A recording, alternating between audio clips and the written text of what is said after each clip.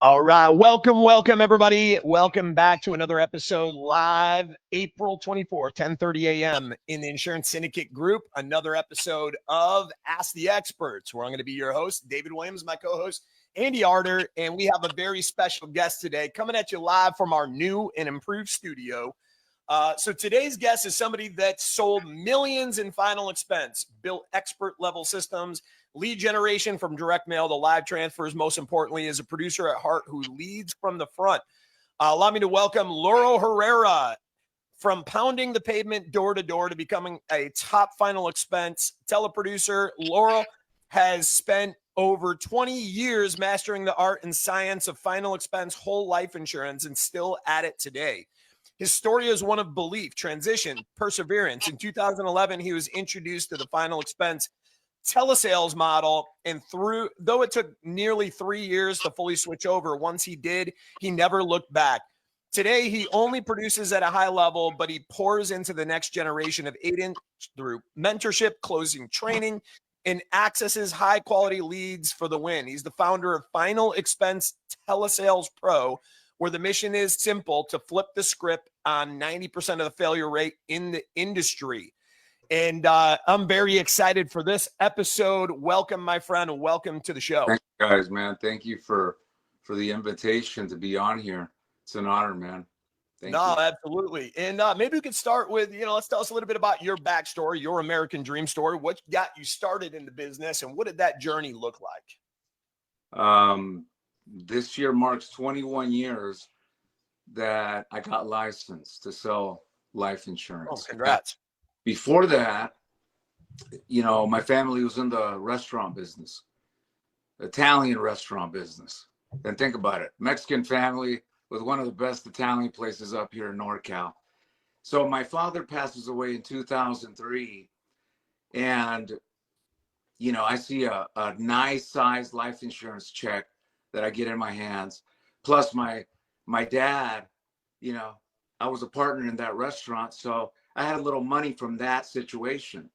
So right off the top, I understood that life insurance meant money in a fast order. And, I sold the restaurant. I was doing pest control, doing construction. Honestly, man, I really didn't know what I wanted to do. I had money. I was partying. I was sad. I was angry.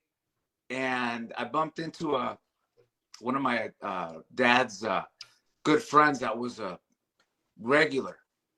And he's like, man, what are you doing? And I was all in my uniform, pest controlled out, Yeah. And honestly, nothing against people doing pest control. But for a moment there, I kind of felt bad because the guy was a ex-Charles Schwab retiree. And he knew his employee number. And he retired at a young age, man. So he really got me thinking. I'm like, damn, you know, a year's gone by and here I am pretty much being a loser, spending money, being crazy. And he's like, you're better than this. You should look into getting into the insurance business. So he sets me up with Rick Altig from American Income Life. If you guys don't know who Rick Altig is, he's numero uno in that company in terms of that type of insurance. Those guys got me licensed, and within 3 months, I started my final expense career with a great company by the name of Lincoln Heritage. And I'll tell you what, that first year, you know, the training I received from those gentlemen, the owner of that life insurance company, if you guys look up Jack London, that guy was close to a billionaire in 2005, 2006. He'd come out and work with agents just like me and show us the way. That and Mr. Ray Berrigan, that was the agency owner, would do that. And for me, that just blew my brains, and everything was history from there. That first year I did, I think, 113,000. The second year I doubled it, tripled it after that.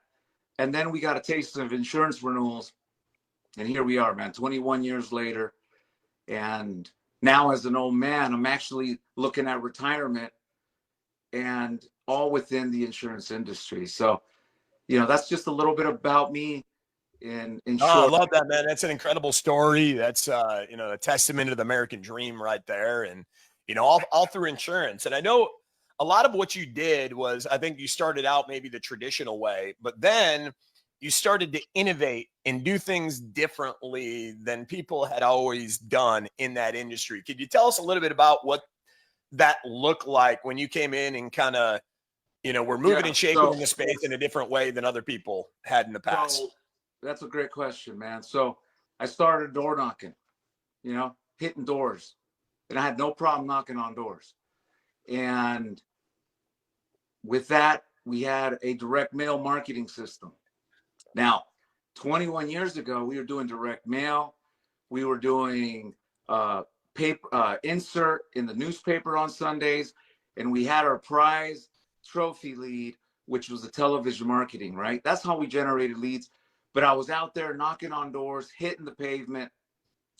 The guys that showed me how to sell face to face, they would tell me, don't you ever pick up that phone. You go and press the flash, and that's how you go do it.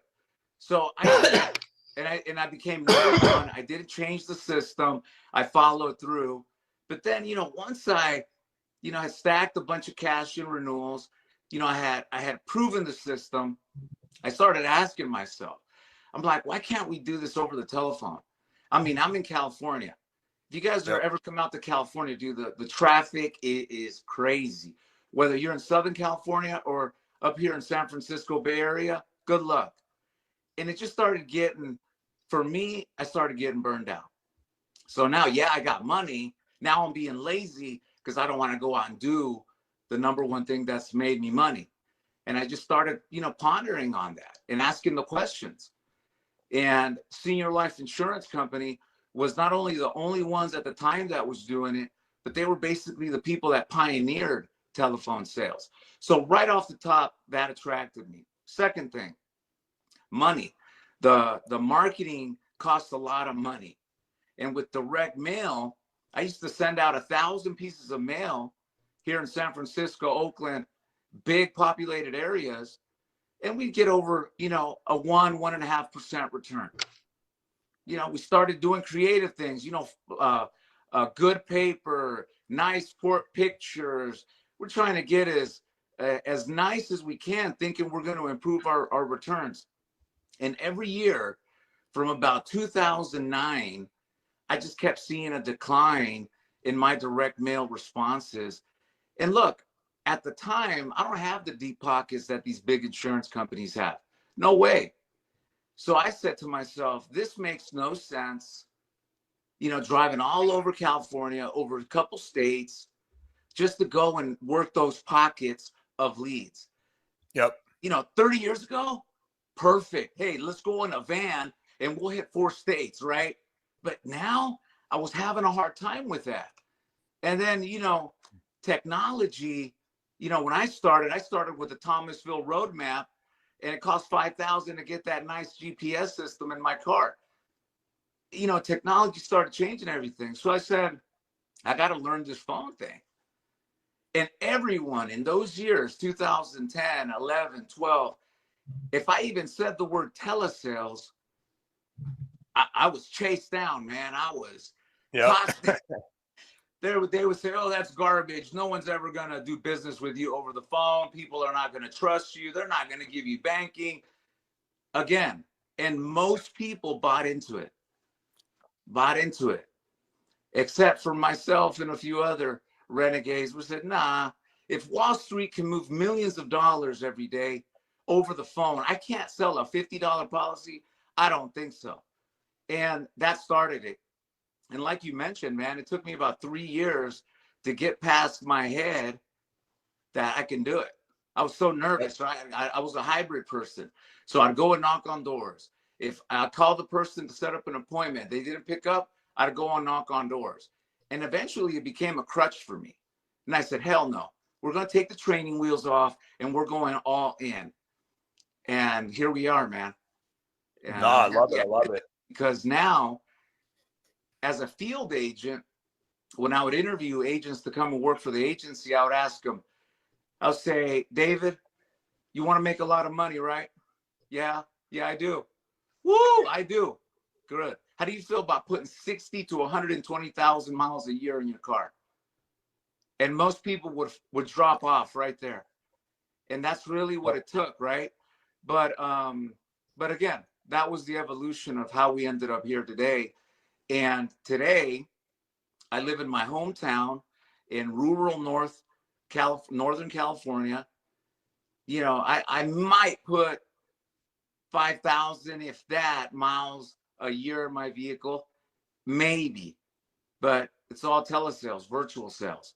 And look at here, we're connected here through this medium. No, absolutely. It's a new virtual world we live in, right? And so tell us a little bit about like what, you know, how your entire team there, because I know you guys are doing big production, like how many apps per month are you writing? One, and then two, what I'd like to get into, because there's a lot of listeners that are on here too that are in the P&C world, but they might be with a captive agency and they're required to have a certain minimum production credit. And, you know, they struggle crossing over from P&C to final expense, and they are phone-based operations. And I'd be curious what advice you would have for them of how they can really get into this game to start, you know, hitting some of the goals that they got, or just, you know, really get another revenue stream cross-selling their book on the P&C world. All right. So you asked me two questions there. The first one, my average app count is 600 to 1,000 apps a month. We got about 100 people on the telephone. 600 to 1,000 apps a month. I mean, I know a lot of agencies struggle with 3 apps a month, but 600 to 1,000. I got one agent wrote 58,000 last month. We got a couple, you know, neophyte agents that have been here 3 months, you know, did 32,000 in AP last month. They're doing over 20,000 this month. Again, I always tell people, look, my insurance distribution is not based on me recruiting Andy and then Andy going and getting all of his family. That's not my style. I recruit by training these folk how to sell insurance and showing them what true salesmanship is. What is that? It's not just buying leads. It's servicing your policyholders, following up with them, and looking for ways to keep that relationship going. And, you know, that's the name of the game. But a lot of agents don't have enough time to train these people how to do it right. And what do? It's all recruit. Hey, that's fine. But that's not our approach. That's why we don't have a whole lot of agents, because the amount of energy it takes to train. And another reason I only focus on final expense, I personally have never, you know, done any advanced markets or any of that, is because it's a lot easier for me to train an agent on a simplified issue product than training him how to be an expert in all these other complicated products that if you don't know what you're doing, you can put someone in a bad situation. Oh, absolutely. And I think that's a good point, because I think there's so many financial professionals that are trying to be everything to everyone. And when you get that and you spread your attention, well, you're not proficient and a fully expert in one thing, because you're, spreading that energy, knowledge, and attention across a facet of different things. And yeah, to your point, you don't end up getting to really where you want to go, but you could also be giving the wrong knowledge to somebody that's on the other end of that phone, that's counting on that to impact their life in a meaningful way. Absolutely. So now the response to your second question, for those PNC agents, because I've worked with a few of them, and the biggest issue when they reach out to me and talk to me about how they can fill in the gaps, right? Especially with auto insurance right now all over the place. With our inbound system, because of our marketing strategy, in an 8-hour window, they can have their CRM system on, and in between, whether they're working for Geico or, Progressive, right? They can take that inbound calls that's coming through, no different than if it was a PNC customer coming through. This is simple. And then with final expense, again, I go back to the simplicity of it. I train agents with zero experience, and within a month, they're transacting on a regular basis. And that would be my advice in terms of those type of agents that are looking to add an extra revenue stream. Hey, man, life sales, the commissions are incredible compared to when you look to most PNC products. But again, that's just my opinion on that. Yeah, no, absolutely. And now, when it comes to that, like, tell us a little bit about your strategy. Is it, versus outbound calls for sales versus inbound live transfers? What have you found to be maybe your top 3 most effective marketing strategies when it comes to, this particular vertical? Digital marketing, man. Any form of digital marketing. Americans are consuming content these days on YouTube. When me and you were kids, we were on Saturday mornings, right? Watching TV. All of us were huddled around. Nowadays, my kids, they're on YouTube. There's no cable. So we're running ads, YouTube, Facebook, you name it, and creating those callers to call us. That is our best position. But again, we go back to training. You can pulverize through leads, but if you don't know how to sell and you don't know how to close, you're just burning money. So our strategy is a mixture of inbounds, also follow-up, training these agents on how to work a sales pipeline. You ask any of these agents, hey, man, how's your sales pipeline look like? They're like, what? Or they buy leads, but they have no organization. They're not accountable. So that's basically in itself what we do. In terms of outbound, the only outbound I do these days truly is if I set up a time with that person because I made a presentation, try to help them, and I have to call them back, policy reviews, or something that really requires me to call these people back. Now, 10 years ago, people would pick up the phone at a higher rate than they do today. I would buy 50 leads a week. I'd get 75% of those people on the phones by Friday. Now I buy 50 leads a week. I would say 90% of them are not going to pick up. And I'm relentless. I'll call them. I'll text them. I'll send them a picture text, a video text, whatever it takes. And guess what? People don't pick up like they used to. They screen your call. Once they know it's you, I mean, they're smart, right? They know how to avoid the sales guys. So, so with us, man, it's inbound. And again, we're just killing it. If you have I'm guessing a mix of the inbound, you're probably talking about, you got social media, you got YouTube, like Google pay-per-click, live transfers from some of the aggregators. So it's a mix of all those different things. And what are you targeting typically? What is your ideal perfect client for this particular product when you're targeting? The reason I ask this kind of stuff is it's kind of new to a lot of maybe PNC agents that are listening that want to dip their toe in the water. Let me tell you what, when you're a rich person and you sit down with your attorney you're a estate attorney, right? And you're planning on how you're going to leave all your money behind. There's one question your attorney's going to ask you, your estate attorney is going to ask you.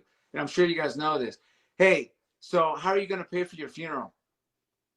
One, you can write the check now to the funeral home now and take care of it now. So that way, when you die, they come and pick up your body. Or second, you can be a smart man with your money. And why don't you offload that liability to Lauro and his team, who could sell you a $25,000 whole life policy. And hey, by the way, you got diabetes, you got high blood pressure, and these terms sound pretty good. So anyone in that category or below is my client. And a lot of Americans don't think about this. They think, oh, I'm making $150,000. All right, great. How much money you got in the bank? I got 20,000. Okay, if you die right now, that's 15,000. Now how much you got?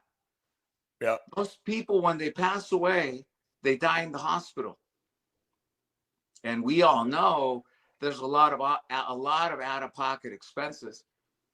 So for me, anyone that's low income, but in general, anyone, because I have found those conversations and all of those type of backgrounds, and I've been able to place insurance. Even homeless.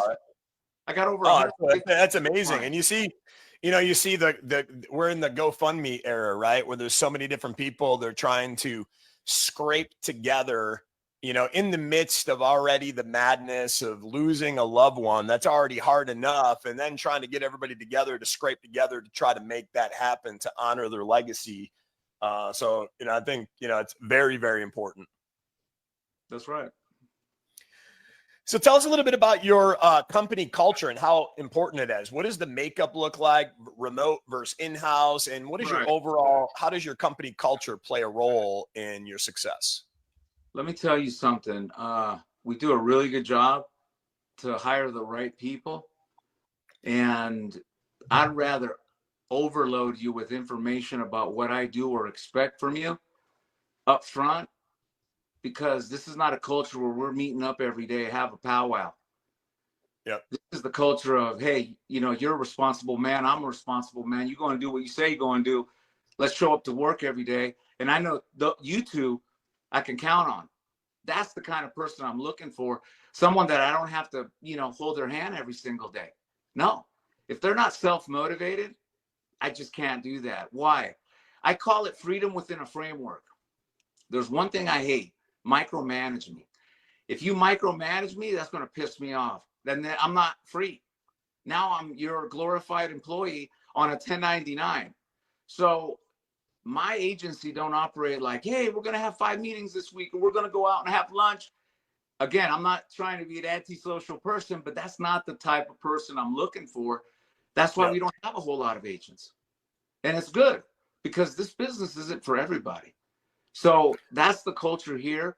I don't want to be on a meeting with you every single day. You'd rather be with your family doing fishing, doing something else, than be caught up in meetings because you're trying to get the mindset right, correct? I've trained thousands of people over the years, and I've learned one thing that's unfortunate. You can't want it more than they want it. You can't. And sometimes we want that success for some people, and they just don't want it.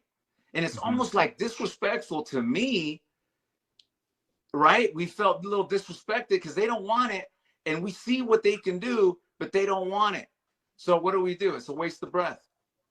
So, from my standpoint, and again, this wasn't how I started, but this is, again, over the evolution of 21 years, that today, this is what I tell people. For some people, when they hear this out, they're like, oh, I don't know if I want to work here. Yeah, because a lot of people need all that mindset training, that extra stimulation. But if you know exactly what you need, what you want, and you're not afraid to go get it, I offer the lead system, the training system, and we have the carrier relationship. So in a nutshell, so it's really, when it comes to building your team, it's quality over quantity. And how many reps, when you talked about that big number, because I think a lot of people are in awe of that, 600 to 1,000 apps a month. Across how many reps is that typically, accomplished with it? And out of those 100 reps are all producing reps. When you look at a company, right, and you look at the people that make the trip, it's always like a very small number. And then second of all, then when you look at that number, it's a lot of veteran numbers in there too. A lot of veterans that are making those trips. But the percentages of people actually making it are very little. Every one of those reps are writing, you know, an app, 2 apps, 3 apps a month. But obviously you got your monsters in there and you got your neophytes just starting. But again, Yep. that it comes down to training people that, especially in my business, you're not going to make your money by going and recruiting Mr. David Williams. You're going to make your money selling insurance every day, servicing your clients. It sounds boring and it's not as glamorous and flashy as you want it to be, maybe other positions. But if you stick this out for a couple of years, you'll make a whole lot of money. Simple. And anyone that's in the insurance business can agree to that. I got a question for you, Lauro. Several years ago, I had the privilege of being able to kind of pour through your training system, and we worked on some of that training system together. And when you walked me through your scripting and your approach, it was very, very, I could tell there was years and years of experience that helped you formulate what you give to your team. Right. But one of the things we talked about early on was implementing that training, getting it to stick. And I'm curious what maybe the first 30 to 60 days looks like for a new team member that's like in their first go with you. And how are you implementing training today that helps bring everybody up to speed? Because I know a lot of them just work from home or they work from remote offices. So how do you get so much consistency, even though you might not be in one office together? Like what we're doing here, a virtual call center. You know, we're connected on a Zoom call. So everyone plugs in just like this. Some have their camera on, others don't, but they're able to engage. Plus, you know, with technology, everybody's able to listen to other teammates, their presentations, and that also builds on itself. But now, is that a daily? Like, what's the frequency look like when it comes to training? I meet with them daily. So every day I have 3 meetings throughout the day. Got a morning, midday, and afternoon. And my team, if they need any help, they know they can reach me out in that. So I make myself available to them, especially if someone's having a month where their closing ratio is under 20%. In our world, if you're under 20%, something's definitely wrong because of the quality of our lead, right? But back to what you're talking about. In 2017, we rolled out the Cardone University, you know, in collaboration with, you know, at the time you were at Cardone Training Systems. And what did we do? We put together my training program, which you obviously guided us through, combined with Grant Cardone's day-to-day sales mentorship and training. And today we take a lot of what we learned there and we do it every day with the people that work within our group. And obviously in 2017, when we presented it to the insurance companies, they shot us down. If you remember, they weren't ready for it. Think about it. Mm-hmm. And for all of you guys watching, Andy and Jared Glanton flew to Dallas, Texas, met with a bunch of insurance companies to talk to them about what we were working on at that time, which was a final expense telesales university. And they shot it down. The world wasn't ready for telesales. And fast forward to 2020, you know, it's like ironic, but that's what we're doing, man. We're doing everyday trainings and, you know, meeting with our core reps that need the help. But again, I call it freedom within a framework. I don't want to be micromanaging nobody, but hey, here's the framework. Now you can do whatever you want within that framework, and that's your freedom. And it works. It works out for me. Love it. Now, when it comes to, you know, I guess going out there and hiring the right people, tell us a little bit about your hiring process and how instrumental that is, and just, I guess, is one of the cogs in this well-oiled machine that you have. So, one, I don't recruit from other agencies ever. You'll never hear someone say that Lauro Herrera gentleman is out here targeting David Williams' agency. What? I never do that ever, because I believe there's too much talent out there. And what I do is I partnered with Excel Solutions that you guys know. And, you know, I create content marketing, man, YouTube. And through that, I'm able to attract a lot of people to our company. I'm not going to hire everybody, but think about it like this. Last year, Herrera Insurance Marketing, we helped over 2,500 people sign up for their insurance courses. And this year, we're going to, cross that number for sure, because every single day we have 5 to 20 people plus signing up for their courses. So I have no need to, send letters to my competitors' agents. I mean, I don't do any of that. I'd rather work with someone, give them an opportunity from the beginning, get them trained and licensed. And guess what? That has worked out perfect for me. Because on the other end, what happens in my thinking, if I go and recruit somebody, think of all that goes behind that, right? And sometimes those recruiters aren't 100% honest. They start talking bad about people. And when I start hearing, those kind of tones, it's a red flag for me and I'm out of here, right? Because they're talking bad about people. And I don't think that's good. So I've avoided all of that, and I avoided all that drama.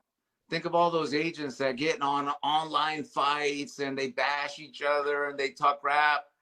I mean, dude, there's millions of people, but again, they're not thinking that way. For me, I'm putting the opportunity out there. The good Lord's blessing me with people that call me up, and I never call them. So that's how we do it. And then from there, we're gonna find the people that want to work exactly the way we have it laid out. And it's not everybody, but we'd rather have it that way than mislead somebody. And now they're pissed off at me 6 months later, right? Because we wasted their time. Mm-hmm. Oh, absolutely. And the one thing I heard in everything you said there too, towards the end, that caught my attention is the good Lord bless me. I'd be curious, because I know you're a man of faith just like me. How has faith played a role, in your business, the success of your business, and in your life in general? Yeah. So that's kind of a complicated question. So a lot of people don't know, but when I first started working in the insurance, right, Rick Altick's company, right, American Income, when they got me licensed, my friend that recommended me and set me up for that interview, I went in there in my best Italian suit, right, nice. And I sat down with two guys, right, two arrogant, pompous guys. And they're looking at my resume, right? And all it says is high school. And then it says restaurant co-owner. And they're like, man, we don't know, we're looking for someone with some college, education, And then one of the gentlemen says, hey, do you got any sales experience? And at the time, like I said, I was angry, I was bitter, and I really didn't care. And I said, well, man, I've been selling a faith since I was 7 years old, knocking on doors like a Jehovah's Witness. And their eyes went, boom. And they're like, you're hired. So yeah, man, I grew up in a very religious household. But to be honest with you, somewhere along the lines in my 30s, I'm not saying I lost touch with God, but something happened where I distanced myself from him. And I tell people, I became more of an agnostic on the road to being an atheist. That's really how I felt. Because again, money is power. And if you have money, you feel like God at times, right? And it tricked your thinking. And I was headed in that direction. And I'll tell you what, and for many years, I would say I was more of an agnostic, right? I was in the middle of the water, like, almost thinking, man, I need to see the Red Sea be parted. You start having those kind of thinking. So I'm going to share a story with you guys. I haven't shared this with no one. But last March, I had a moment per se. And, for 20 years, I've been helping people with their funeral arrangements, making sure they have money for that. But in March of last year, I ended up in the ER like 4 or 5 times, which is definitely not, what I have ever done in my life, probably. And I've kept on my physicals, I have, I know what's going on with my health. So I was having these heart palpitations, ended up in the ER. Couldn't find anything, couldn't find nothing. Finally, end up in the ER, and the doctor's like, we're going to do a CT scan on you right here. And I'm like, fair enough, let's go. Because my blood pressure was at 220 over 135. Imagine that. Wow. And these occasions. So I'm thinking, damn, I'm going to die. I'm going to get my wings today, or I'm going to have a full-blown stroke. So the doctor comes back and she says, everything's okay, except we found a 1/2-inch tumor in your left adrenal gland. And for all of you guys don't know where the adrenal glands, they're sit on top of our kidneys. And I said, I had to clear the wax out of my ears. I'm like, what? Wow. A 1/2-inch tumor? That was last March. And last March, I'm like, okay. And then everybody, you don't want to tell anybody, right? So obviously I had to tell certain people. And everybody's like, oh, you know, we're going to pray for you. You got this. And I'm thinking, oh, hell no. This is not good. This is not good. So I started planning for my death. And I started going through the motions of, now I got to go see an endocrinologist. What the hell's an endocrinologist? Now I got to face the music. So from March to October is my birthday. So the endocrinologist tells me, he's like, look, this is it could be a very serious thing, or it could be nothing. But we're going to run some tests, and, you know, we're going to see. So they ran the test. The test came back within normal ranges. And I'm thinking to myself, why don't you guys cut this thing out? They're like, it's very dangerous to cut it out of the adrenal gland, because you can have a full-blown heart attack if you get adrenaline shooting through your body. I'm like, oh, hell no. This is it. This is it, Lauro Herrera. You're gone. So I'm thinking, okay, so what do we do? He says, we're going to monitor the tumor, and if it grows, then we'll cut it out. So we'll wait for your birthday in October. And I'm thinking, okay. And I'll tell you, all of a sudden now, my world's changing like this. And I start preparing for my funeral, and I start really laying it all out. I have young kids. My daughter's going to be 18 this year. My youngest is 8. So now I'm thinking, okay, you know, this is it. So I started doing everything I could. But in this process, you talk about faith. It's hard not to go to bed at night thinking, damn, am I going to wake up tomorrow? Is next week the week that the doctor's going to tell me I got full-blown cancer everywhere? It's in your mind. You're going crazy, right? But then you start thinking, and then you start thinking to yourself, wait a minute. You know, there's got to be something else on the other side of this, because this ain't it. If I want to die at 47 years old, then this is it. And I've worked all these years, done all this. And then I said to myself, hey, man, life's brutal. Life ain't you know, easy. And that's what, you know, everybody gets dealt with.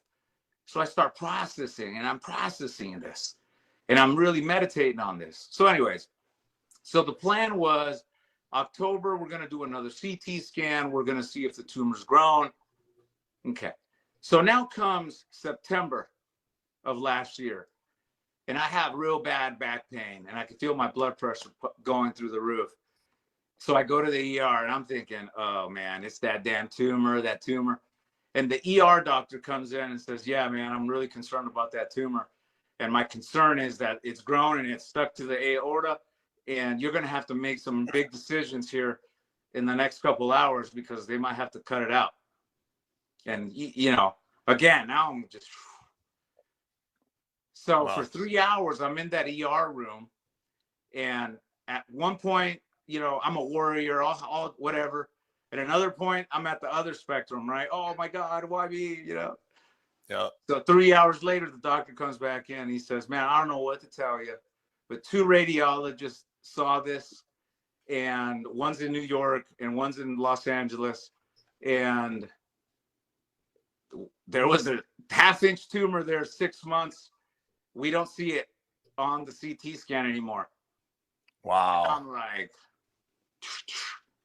whoa. Yeah. So I'm like, what? And that moment in that ER room, there was zero question that there is a higher power, because let me tell you, I talked to the best specialists in the nation, in the US, in Mexico, and they all confirmed that there was a 1/2-inch tumor there.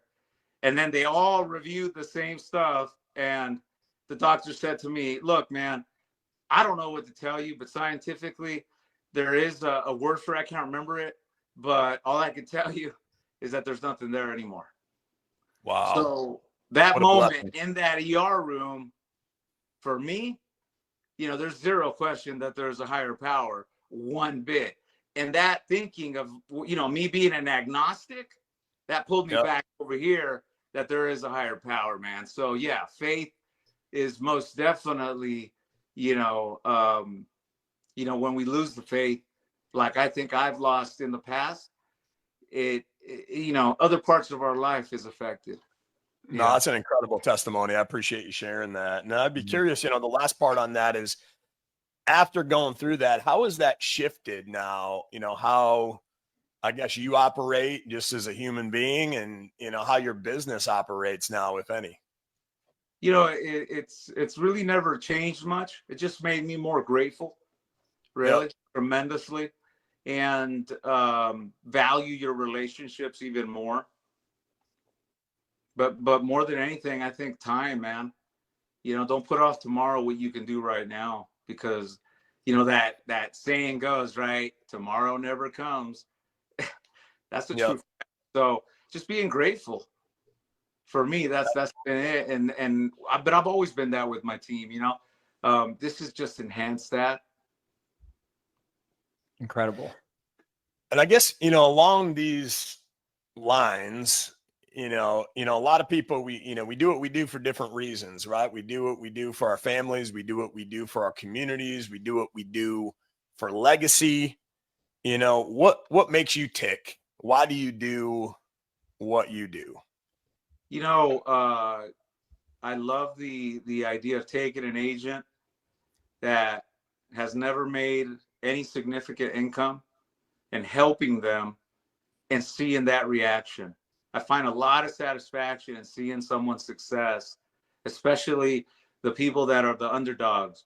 I find a lot of satisfaction. The money's nice, but that's not what drives me every day. It's like today. Here, as soon as we're done here, I'm on the phone working with my team, someone that's new. And it takes time for me to train them, coach them, going through the process of all that. If you're not patient or you like that, you're going to see that as a waste of breath. And for me, I don't see it like that.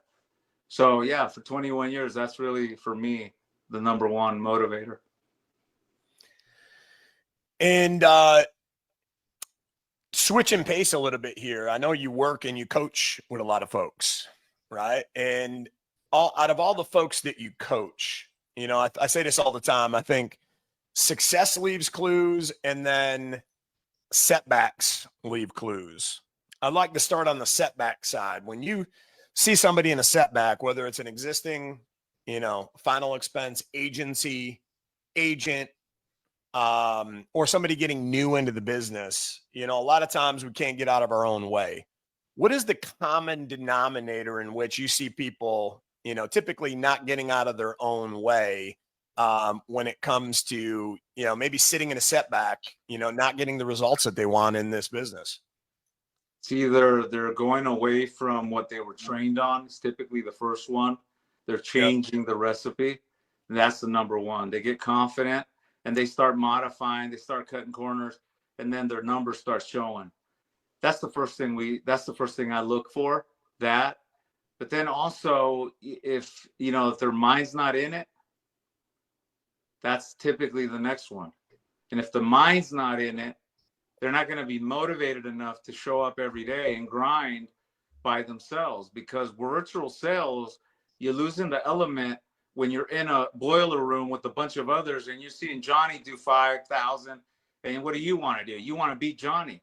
When you're virtual selling, the mindset, people they overanalyze things. They compare themselves to others, and instead of focusing on putting in more work, they get discouraged because they think somewhere there's a secret path that's going to all the hard work.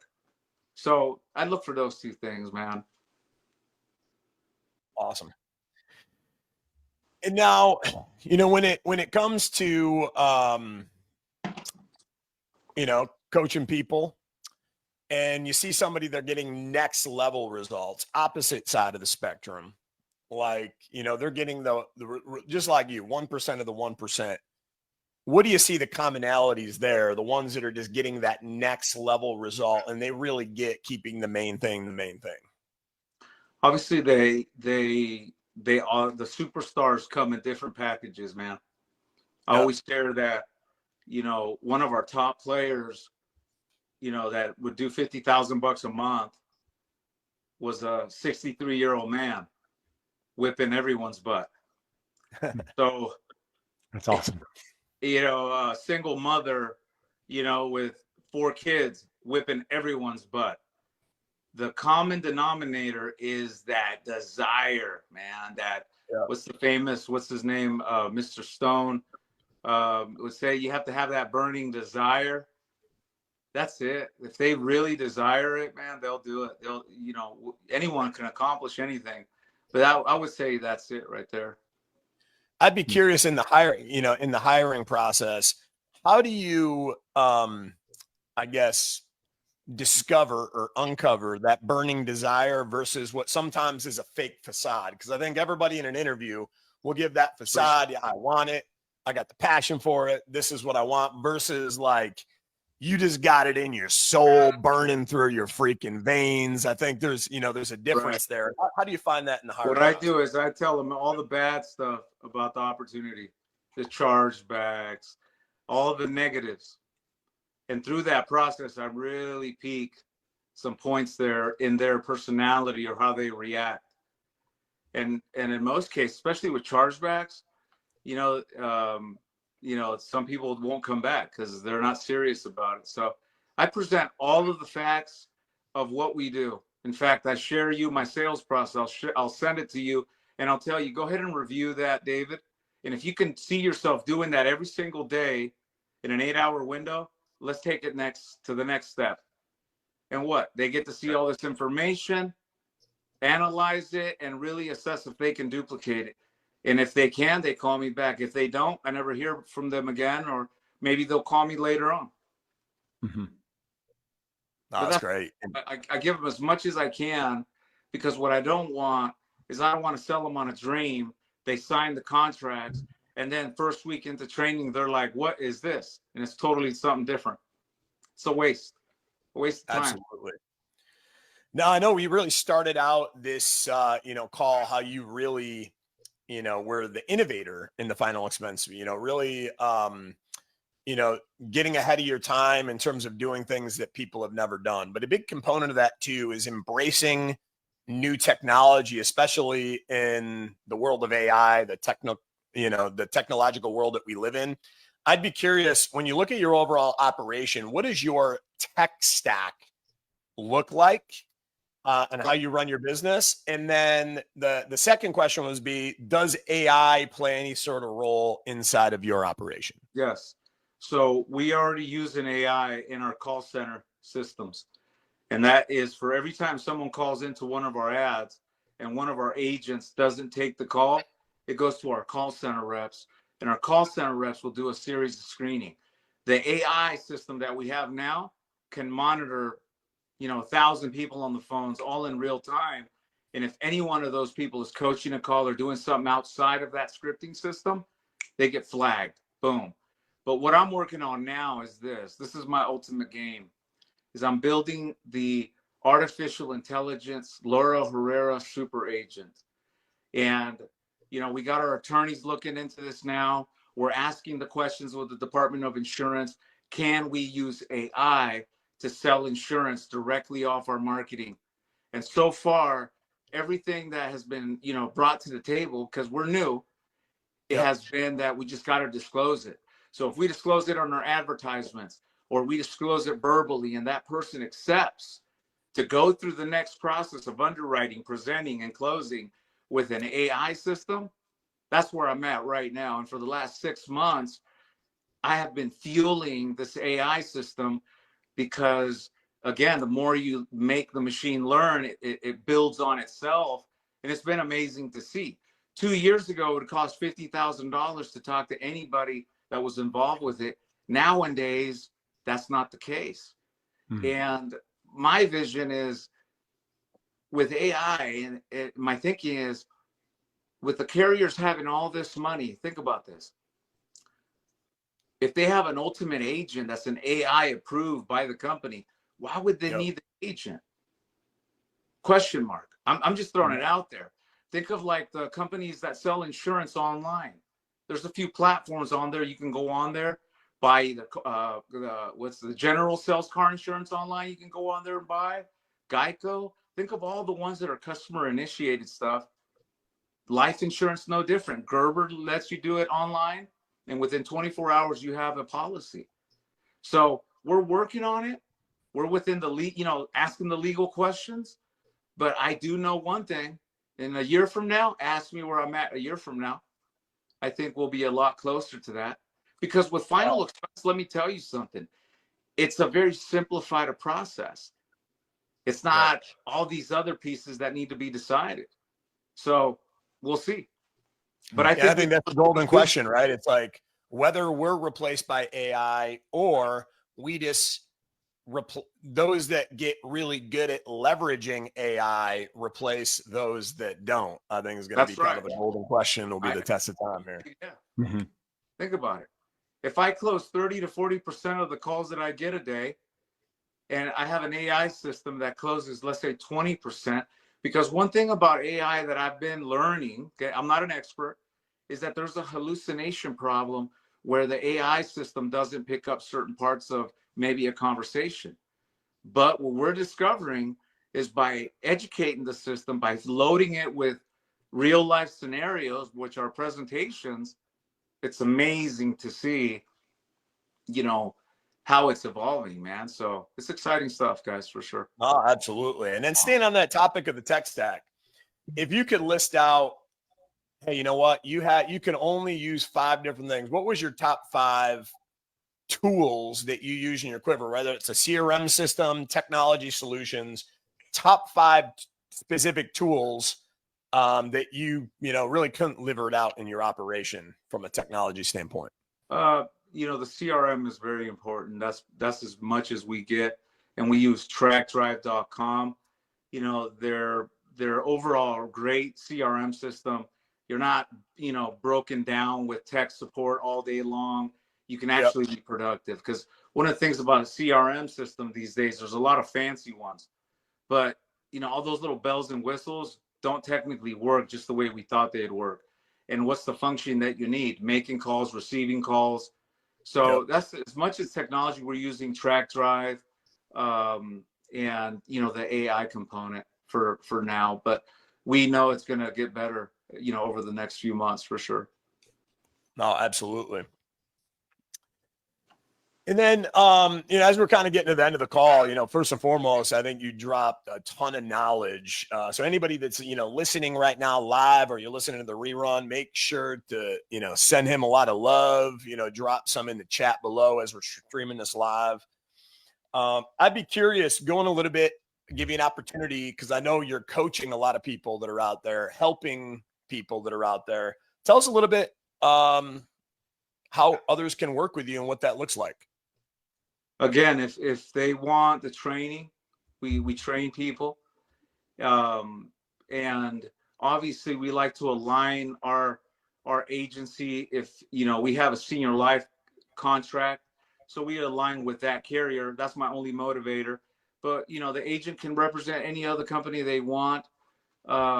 We don't charge for the training, but we do require the agent to at least have a commitment of their first month of 100 inbounds, or else it makes no sense for me to show someone how to do this off 5 inbound leads. That's not enough. You need to have at least 30 days of showing up every day, cycle out and make some money and do it again. So that's what we do.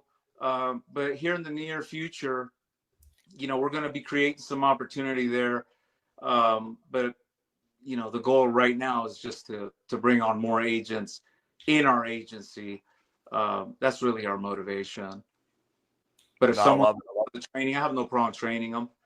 But full disclosure, you know, my motivation is building that insurance block of business, because we make money not selling coaching sessions, selling insurance, you know. So Oh, absolutely. Yeah, but I'll put your website in the chat as well, yeah, so people can come find you. awesome. Thank you. Absolutely. Yeah, and I guess as we wind down here, you know, if you had, let's say, things happen to go when we're on that conversation of faith, they happen to go in the other direction, and you thought about the legacy that you wanted to leave behind in this world, like everything you stand for, everything that built up to this moment. What does that look like to you, and what is that legacy that you want to leave behind that's long lasting far after you're I think gone? the number one is everybody that knows me personally, they can all say that, you know, I'll show up for you. Yep. That's as simple as it comes. I love it. And then any final bits of wisdom, if you could, take a look at anything we talked about today, when it comes to anything we didn't talk about, that's of extreme importance, you just love to, deliver in the final moments today in terms of wisdom to the audience that's listening, that advice could leave them better off. Right. What would it be? You know, the title of your podcast is Ask the Experts, right? And Yep. my advice to all of you guys out there, regardless of what you're doing, auto, real estate, whatever it is, whatever your niche is, whoever you're working with, listen to that person, because you took the time to interview, you took the time to apply for that job, you took the time to do all this work to get that position. And the first thing you don't want to do is start nitpicking that person. And I advise you not to do that. Have faith, give it 90 days, follow everything that they're showing you, because it doesn't matter what company you go to work for. Every company has their superstars. Doesn't matter. So if you follow what they're showing you and you give it time, you're going to be way better off than just going into something and a week later you want to change paths because you didn't like the way they presented this or they presented that. Then that tells me you're not fully committed to win, because it's only going to be what you want to do and it's not the whole picture. And that would be my advice to anybody out there. The best advice is that. And I guess last but not least, how can people follow you? How do they follow you? You know, you can go to my YouTube channel, Lauro Herrera, or you go to my website, finalexpensetelesalespro.com.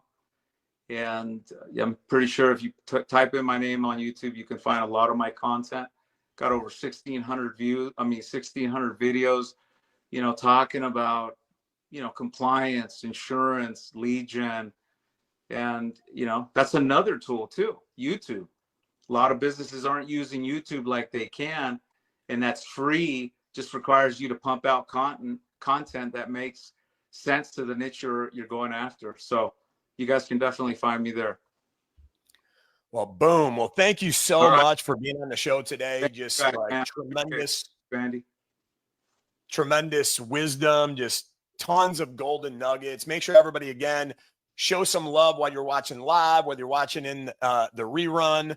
Again, this was Lauro Herrera, and just such an incredible episode. And thank you, everybody, for tuning in today. And until next week, same channel, same time, in the Insurance Syndicate Live, you'll see us on another episode of Ask the Experts. Until then, we'll see you next week.